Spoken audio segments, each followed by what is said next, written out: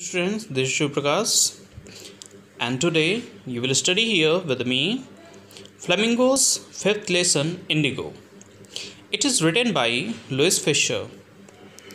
Students, the part which you are studying in your syllabus is a part of Louis Fisher's book The Life of Mahatma Gandhi. He wrote about him, and the Indigo is a part of that book only. So first of all, I will tell you about indigo.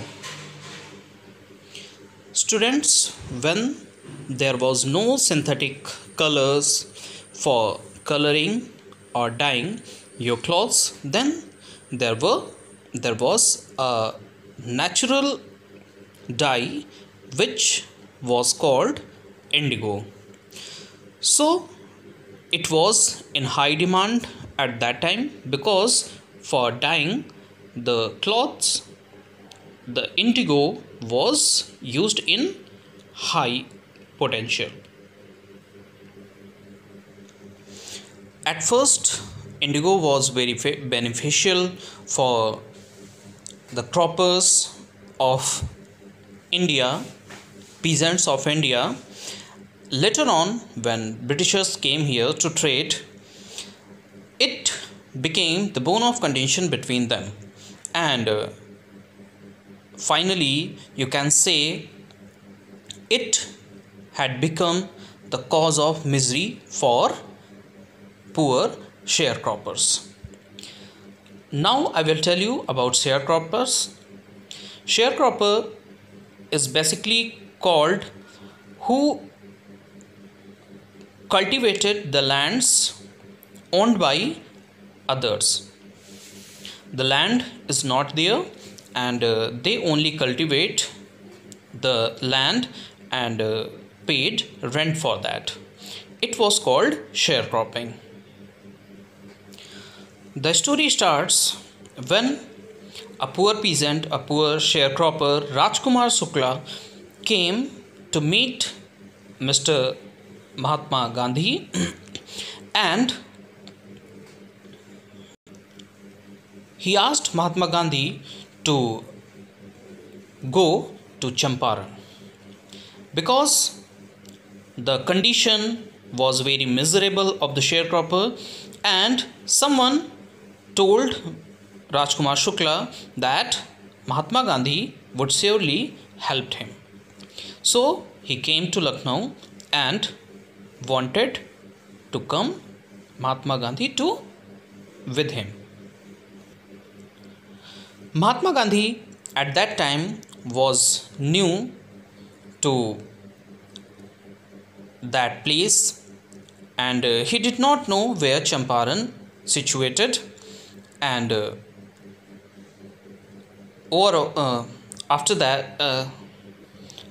after all, he had many appointments at other places also. So he told Rajkumar that he would come later on after these appointments. Rajkumar Shukla was very determined person, and he followed Gandhiji wherever he went. After seeing the determination, the firm determination of the poor peasant, Gandhiji promised to visit him when he would go to Kolkata. Rajkumar Shukla followed him there also, and finally he agreed him to come to Champaran. He went to Patna, then after directly to the home of our first president Dr. Rajendra Prasad, who later became the first president of India. He was a renowned lawyer at that time. He went to meet him.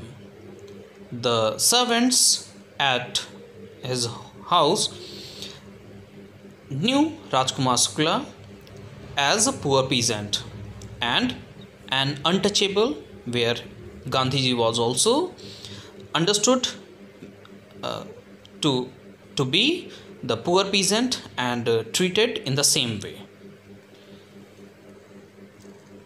Dr. Rajendra Prasad was not there at that time, and from there Gandhiji decided to know the facts about the problem which sharecroppers had, and for that he decided to move to Muzaffarpur. Mahatma Gandhi sent then a telegram to J.B. Kripalani, a renowned teacher, and there he stayed at home of Professor Malkani, who was a government teacher. At that time, any rebellion was not allowed to be sheltered, and he was a government teacher. So, however, he allowed him to stay at his home, and it shows that he was very much courageous. After that, the news that Gandhiji came to help the sharecroppers, a large gathering came to meet Mahatma Gandhi. After reaching Muzaffarpur and after meeting the lawyers, he came to know that the lawyers was taking a large amount of fees from sharecroppers. He scolded the lawyers that they should not take charges from Indians only, because they are the fear-stricken people and already stranded people. And he said that how would they pay the high fee which they are burdening them. Now here I will tell you what was the real problem. The Champaran was main land where indigo was the main farming, or you can say commercial crop. It was a cash crop. Farmers were allowed to grow at 15% of their land indigo, and the whole crop they were asked to surrender as the rent. After that, Germany prepared synthetic indigo, synthetic color, synthetic dye you can say, and they wanted to withdraw the arrangement which earlier were made.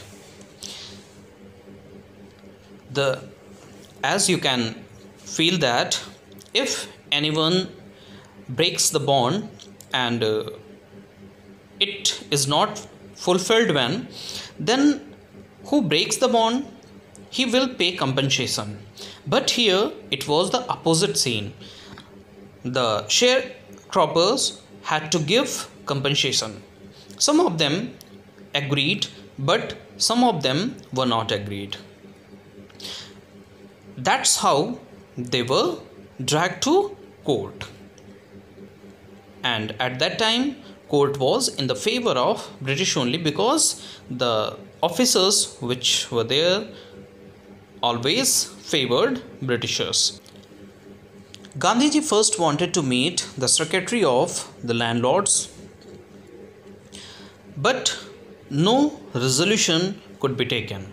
After that, he went to Tirhat division, where officer said that he was an outsider and no information could be given to him. But actually, Gandhiji was not an outsider. The officer was an outsider who was ruling in our land. Gandhiji was asked to leave Tirhat and he disobeyed the order. This was the main motive of Gandhiji to disobey the rulers, means Britishers. Because if we obey the Britishers, they will always suppress us, always oppress us, and we will be oppressed society. But Gandhiji wanted that we all are humans and we have our rights. So he disobeyed, and later on he moved to Motihari, the district of Champaran. Gandhiji was summoned to court where a lot of peasants and students gathered to free the Gandhiji. The mob was aggressive, and the judge asked him to say something so that the mob can be controlled, because it was not in control of Britishers. He was given bail without any previous notice, and that's how he made civil disobedience. The inquiry commission was set, and later on the landlords were found to be guilty, and they had to pay back to the sharecroppers. But Gandhiji agreed at only 25% of compensation, because he wanted to underneath the lower the prestige of landlords, or you can say Britishers. It was the main motive of Gandhiji. He did not want any kind of money or anything else. He just wanted to break the ego of the landlords, Britishers, and their prestige. That's how he did it. Later on, Gandhiji decided to stay there, and he almost spent 1 year of his life there only, and he demonstrated the social life, hygiene, and how they should live, and how they can stand on their own feet. There was a person, Mr. Andrew, who became follower of Mahatma Gandhi. Many people suggested Mahatma Gandhi to take help of Mr. Andrew, but Gandhiji politely said that we should not take help of any Britishers, because it shows that a prop we need, but we need not any kind of prop. We are self-dependent, self-reliance, and that's how Gandhiji taught the lesson of self-reliance also. Gandhiji asked the peasants to be educated and to be hygienic and to live in a hygienic way. He called his wife Kasturbai to talk with women of Champaran, and she taught all the ladies about hygiene. Later on, many persons came to be volunteer in Gandhiji's work, and they helped Gandhiji in many ways. Mahadev Desai and Narhari Parikh were the main of them. Students, this was all about the chapter Indigo, and it was a part of Gandhi's life. How he taught the lesson to sharecroppers, and how he lowered the ego of the landlords and taught us the lesson of self-reliance. So, you will all promise to be self-reliant and to be self-dependent and be courageous, and you will not afraid of anything. Whatever the situation is there, you must face, and with your courage you can overcome all the obstacles.